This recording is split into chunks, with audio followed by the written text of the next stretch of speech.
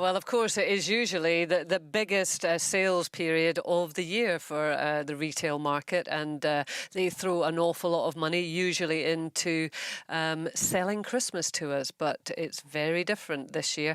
The big brands don't really know what the appetite is going to be for Christmas cheer, and I think they're currently trying to second guess it. We're joined by consumer and retail expert Kate Hardcastle. Morning, Kate. Good morning. Good morning. And consumer psychologist Dr. Catherine Jansen-Boyd. Good morning, Catherine. Good morning. Good morning. Yes, so Kate, usually we would be talking about the John Lewis ad, wouldn't we? That's the one that's kind of been the front runner for years. And then we would have the alternative contender jumping in and, oh, that's actually better than the John Lewis one. And then we'd be wondering what Marks and Spencer's was going to do. And we'd be chatting away about that quite merrily, don't we? Where there's a bit of a vacuum this year, isn't there? It's one of the highlights of the year, isn't it? And these adverts, they almost create a Marmite reaction in people. Social media becomes alive with people wrestling, whether they like it, whether they don't like it. We all know the big bill for Elton John for the John Lewis advert was $5 million rumoured. So I think it is something in terms of a cultural thing, a ritual. But what we've heard is that these organisations know that if they get this tone deaf, it's going to affect beyond Christmas for them. They've got to try and play it correctly. And with the ever-changing rules and the ever-changing world we live in, they're leaving it very much to the last minute to try and come out with something. Argos have just released their advert, but we've yet to see what the other contenders are going to come out with. And I think we're going to see something very, very different this year. So what line have Argos gone on then? It's very family oriented. It's about the festive spirit.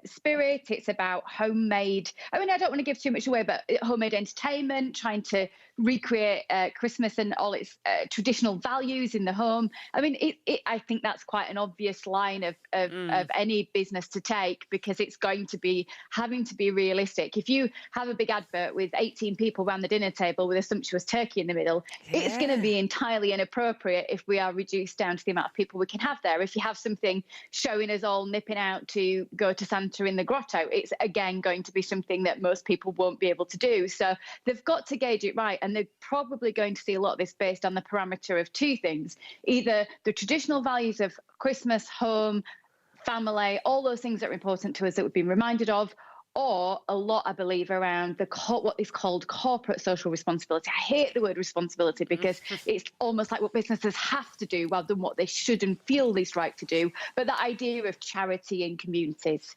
Yeah, and I guess, Catherine, to bring you in, a lot of it will be dependent on what they think that the consumer mood is. You know, what are people feeling? Where is their head? And given that we've never ever been in this situation, how do they do that? Well, I think they're going to take a good guess. It's going to be guesswork because we don't really know. I mean, we know that consumers are quite fed up with all of this, in all fairness. So they do need to kind of try to tease something more fun and innovative out of them. And of course, the likelihood is that people still want something traditional because that's what they're yearning for. But like we just heard from Kate, potentially this is also problematic because it's not what people can actually have. So maybe this year it's actually safer to try to get people to think about do something good. So they could go down the route and maybe do what Iceland did with their palm olive-based advert that they had to withdraw. They can drum up real kind of attention. Supermarkets, I think, are going to fare much better this time around because people are yearning for something festive, something fun. They need comfort food. They need to feel that they're still doing something that is along the lines of slightly more traditional. But of course, this will also be driven a lot by people's finances. Many people have left their jobs, or involuntary, of course, and they don't have the same kind of income to play around with. So a lot of it will be financially driven. So for marketeers to go out now and kind of go spend, it's going to be hugely inappropriate for those who have lost their jobs, and they won't be able to relate to it, of course, because they just don't have the money to spend at this point in time. Yeah, but Kate, there is the rub, isn't it? Because all of these businesses have also had an appalling year. I mean, we just heard that Marks and Spencer's today posted just dreadful figures. So they kind of need people to spend money whilst also being aware of what Catherine says, that a lot of people are really worried about the future. You're right. It was the first loss in a 94-year history for Marks and Spencer's today. Yes, they've pointed the finger at the pandemic and the situation, but this is a business that's had strategic problems, issues prior to COVID. And we know that John Lewis mentioned this year they've had to take very direct, very changing action to try and carve out a future. A lot of them have announced big job losses. And whilst our grocery organisations, because they remained open during lockdown and we're all eating from home permanently, saw a boost in take-ins, I think absolutely playing it right is important. You've got to get your brand out there. You've got to remind people you exist. The playing field online is a lot of noise. We're very pressurised through social media and a lot of advertising there. So it's important brands get prevalence. But it's about doing so in an evocative way, I think, that actually isn't just about how much money you can spend. These adverts decades ago used to have a lot of money spent on them.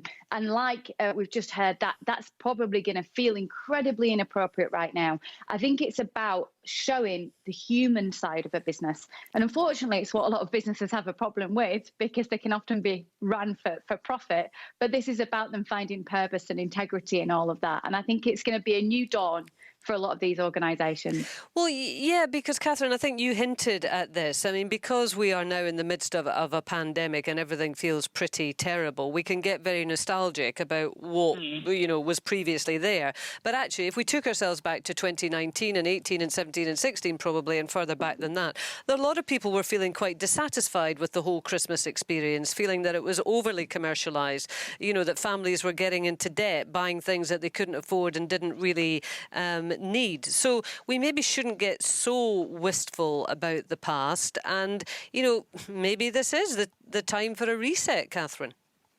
Well, it's possible it is time for a reset. But what we have to remember is, and this is particularly interesting, that during the lockdown that we had, we actually saw people going back to more traditional values. We saw home baking, which is why you couldn't buy flour and yeast anywhere, in England at least. And people kind of connected with more traditional values and quality.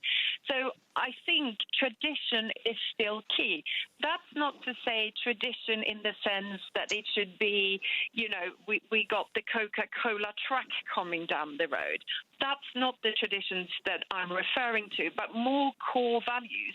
So if supermarkets get it right this time around, and they kind of drum home this real sense of, have the home-baked bread, maybe do it yourself this year rather than buying it ready, then they should be able to boost their sales something phenomenally.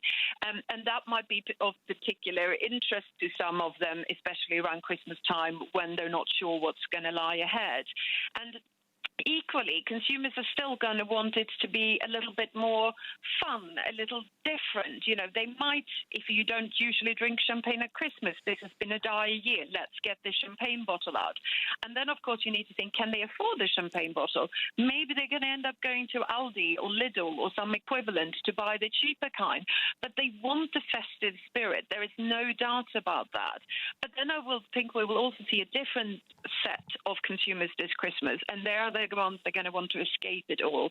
They might be the ones that kept their jobs, that have a little bit more money to spend because lockdown actually made them save money rather than spend money. And they will probably want to go off on an exotic trip. Good luck. Yes, well, I'm not saying it's going to happen, but I'm saying they will have the urge for escapism.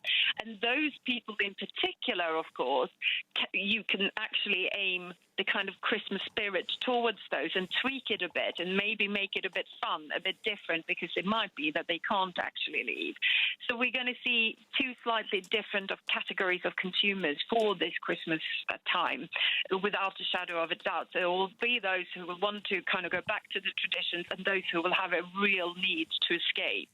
And maybe out of that, we will see something slightly different emerging for the next coming year. It's very likely. Yeah, I'm just thinking in terms of the brands, the sort of high street names that we're familiar with, Kate, and as you both explained, they're going to be kind of wrestling with exactly what approach that they're going to take. But whilst they are doing that, do you have the online world? And I'm thinking particularly, and I don't want to necessarily be giving it any more prominence, but well, I've got to say Amazon, Kate. Do they just sit there quietly and watch the tills keep clicking up? I mean, I believe he's never had a more profitable time, Jeff Bezos, because they don't really do big advertising, but there's a kind of now a default setting that's been established over 6 or 7 months. Are they coining it in? Well, yeah, they are coining it in, but it's really interesting the approach that they take, Kay. I think perhaps you've probably seen it and not realised it, and that's the way that a lot of the online presence marketing is felt. What Amazon are really focusing on at the moment is telling the story. They're telling the story of the warehouses and the packing and picking that goes along. They're trying to dispel some myths there, and they're telling the story that they actually represent a whole ecosystem of small organisations, and they're trying to put those small organisations in prominence, saying, look, we're kind of a marketplace for small businesses here. Aren't we doing a good job? Aren't we creating a great platform? Now, I'll leave that to your listeners to decide whether they think that or not. But I think this is the way that marketing advertising goes. We used to, certainly from our childhood, big, bold adverts. You know, remember when you used to have that golden moment where, you know, between the break of Coronation Street, everyone would be trying to vie to get that 3-minute advert to watch. And you know, you would talk about the adverts at school. Advertising and marketing is finding much more person-to-person ways of talking. They're finding their ways through influencers. They're finding their ways into your media without you realising it. That's the more human connection. That's the way advertising is certainly going to go. And that's why you're not going to see these big theatrical productions for Christmas, not just this year, I don't think, but for years to come. I'm not saying it won't ever turn around because we're on a constant revolver of how trends come and go. But I think for the next few years, it's going to be about human, community, neighbourhoods. And no matter how much money you've got to splurge, I think there's going to be this after the 8 p.m. NHS clapping, etc. This pushback to people to say, come on, it's all time for us to do the right thing. And we're going to look to business leaders to be leading that very much so. So it's going to be interesting times. But as ever, Kay, I think people will rely on humour. I know you do. And I think it just works. I think people are looking for a wry smile amongst a very clouded 2020. Yes, that feels about the right mood to me. Poor Elton John, he's going to be gutted, isn't he? Kate Hardcastle, thank you very much. And also Dr. Catherine Jansen-Boyd.